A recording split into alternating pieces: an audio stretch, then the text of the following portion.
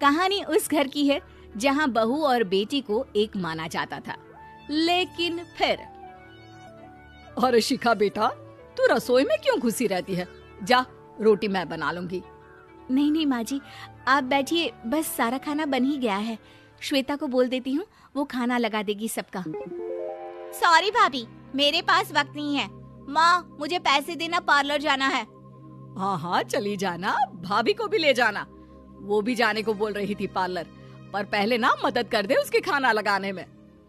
देख माँ, वो बहू है, उसे बहू रहने देना, इतना सर पर मत चढ़ा भाभी को। श्वेता, ज्यादा मत बोला कर। बहू और बेटी में कोई फर्क नहीं होता है। जा जाकर काम कर।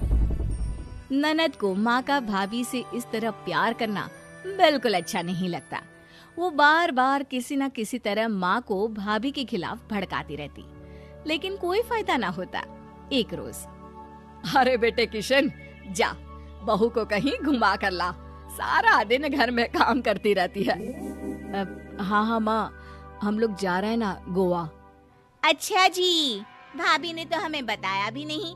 वैसे तो सारी पंचायत करती है, ये गोवा वाली बात क्यों छुपा गई हमसे? अरे क्योंकि उसे खुद नहीं पता था बहन।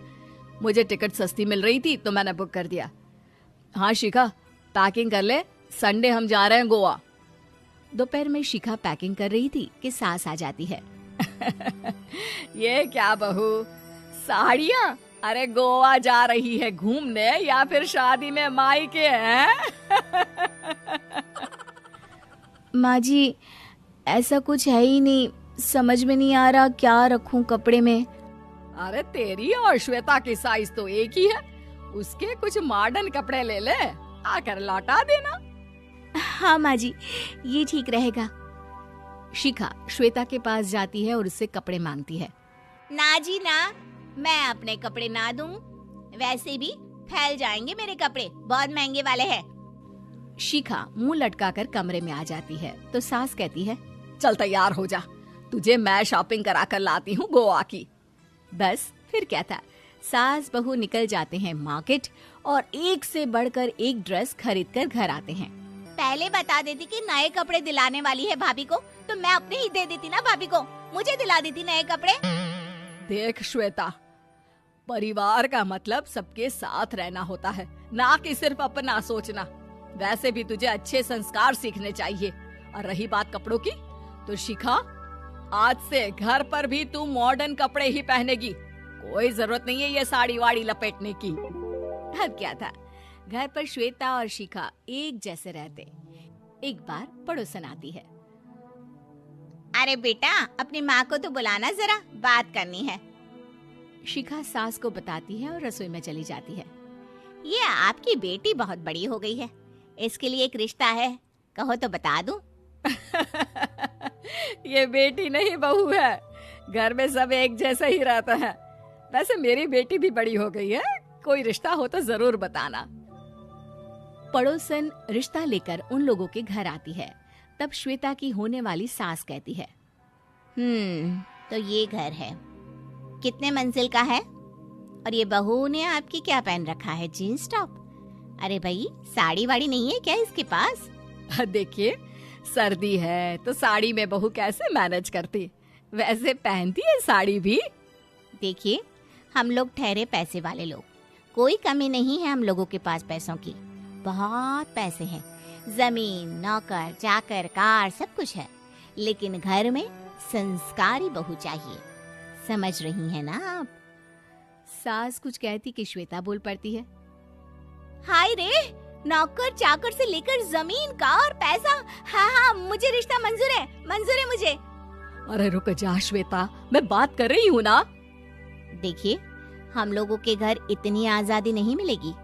अरे हाँ कर देना माँ, हाँ कर दे जल्दी से। सास क्या करती, बेटी की शादी ऐसे घर में कर देती है जहाँ ना उनके विचार मिलते हैं और ना ही आचार।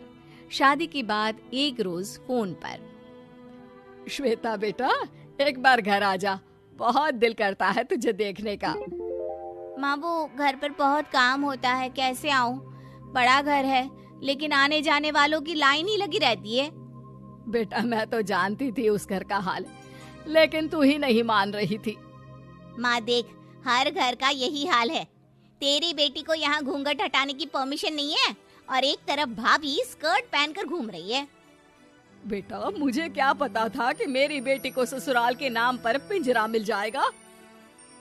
अच्छा माँ, फोन रखती हूँ, सास को गर्मा गर्म रोटी खिलानी है। तुम लोगों की तरह नहीं कि एक रोटी बनाओ, एक सब्जी बनाओ, फिर सारा दिन फ्री होकर घूमो। सास फोन तो रख देती है, लेकिन सोच में पड़ जाती है कि एक तरफ बेटी जिसे कोई आजादी नहीं, वहीं दूसरी तरफ बहू जिसे देखकर लगता ही नहीं कि उसकी शादी भी हुई है। अगले रोज। शिखा, अरे ओ शिखा। हाँ माँ, क्या हुआ? कुछ चाहिए आपको? मैं जिम जा रही थी। जिम के कपड़ों में बहू को देखकर सास को घूंघट में अपनी बेटी का ख्याल आता है। देख बहू, घर में बहू की तरह रहा कर। इतने टाइट कपड़े पहनकर जिम जाना पसंद नहीं मुझे। जा जाकर रोटी बना।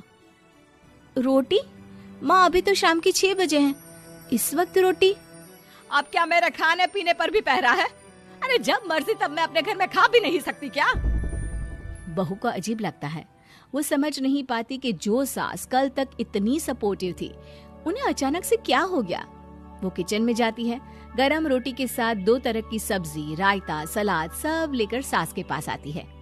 माँ जी, खाना। इतना सारा खाना? राक्षस समझा है क्या मुझे? रोटी मांगी थी मैंने गर्मा गर्म बस। पर माँ जी, रोटी खाती किससे आप? सब्जी तो बनानी थी ना। अरे भूख मर गई मेरी तेरी बहस से। जा जाकर काम कर, अंदर पूरी रसोई साफ कर। बहू अंदर चली जाती है। थोड़ी देर में श्वेता घर आती है। अरे शिखा, जल्दी से चाय ला, पकवान बना, मेरी बेटी आई है। अरे नहीं नहीं माँ, ड्राइवर बाहर खड़ा है।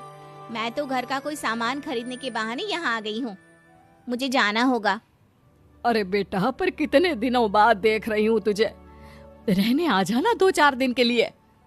आ जाऊंगी माँ, जब मेरी सास मरेगी तब। मैं तो रोज मन्नत मानती हूँ कि मेरी सास मर जाए तो अच्छा है। अच्छा चल, जा रही हूँ माँ।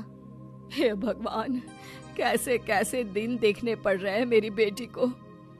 सास अंदर जाती है, जहाँ श्वेता की जिम वाली सहेली का फोन आया होता है। क्या बात है, आज जिम नहीं आई? अरे पता नहीं यार, आज माँ को क्या हो गया अचानक।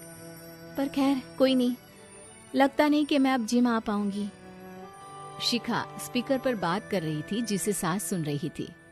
यार, ये सास ना होती ही ऐसी है। मैं तो कहती हूँ बुढ़िया जल्दी मरे और तू आराम से जिए। शिखा को सहेली की बात पर गुस्सा आ जाता है। माँ के मरने की कौन सा बच्चा दुआ मांगता है मोहिनी? आगे से ऐसी बात मेरे सामने मत करना। हमारे घर की शोभा ही माँ है। क्या हुआ जो थोड़ी सख्ती दिखा रही है? उसमें भी कोई ना कोई उनकी भलाई ही होगी। मैं तो कहती हूँ भगवान मेरे जैसी सास सबको दे, जो सिर्फ माँ की तरह है। सास वाली तो कोई बात ही नहीं है उनमें। सास ये बात सुन रही थी। उनकी आंख में आंसू आ जाते हैं कि क्यों वो बेटी की किस्मत में बहू को भी भागीदार बना रही थी। शिखा, अरे ओ शिखा, क्या हो गया? जिम नहीं जाना क्या?